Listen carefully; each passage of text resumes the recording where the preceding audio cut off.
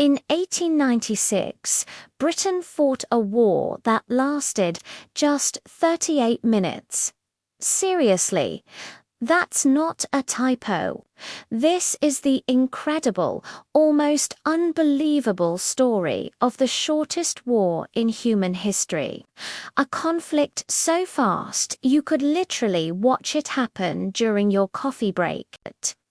So, how did this even happen?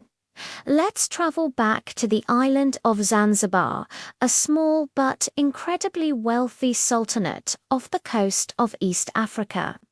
For years, Zanzibar was a British protectorate, meaning Britain had a lot of say in who was in charge. Everything was running smoothly for the British Empire until August 25th, when Sultan Hamad bin Thuwaini suddenly died. The British had already picked out his successor, but one man had other plans. His name was Khalid bin Barghash.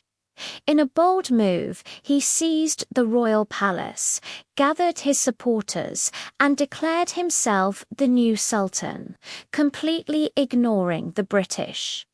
As you can imagine, the British were not pleased.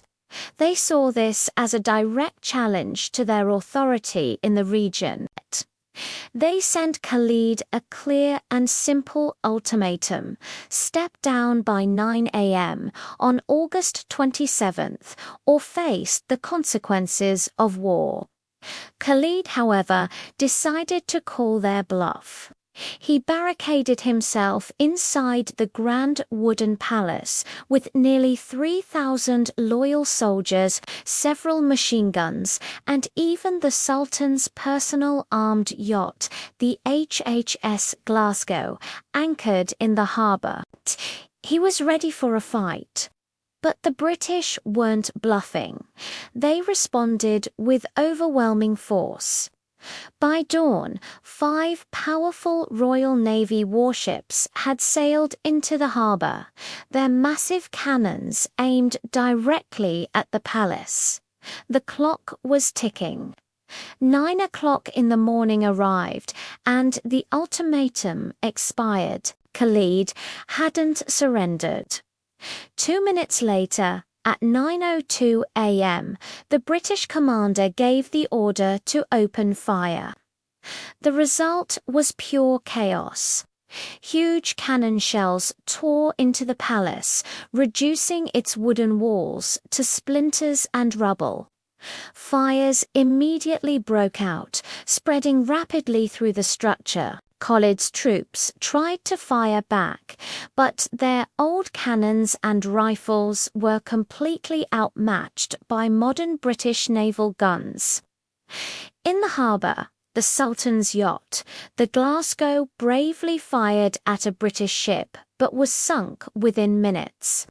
The palace artillery was silenced, and Khalid's soldiers began to flee in panic as the palace crumbled around them. At exactly 9:40 a.m., the palace flag was shot down and the bombardment stopped. The war was over. It had lasted just 38 minutes. During the chaos, Khalid had actually escaped out the back of the palace and ran to the German consulate, where he was granted asylum.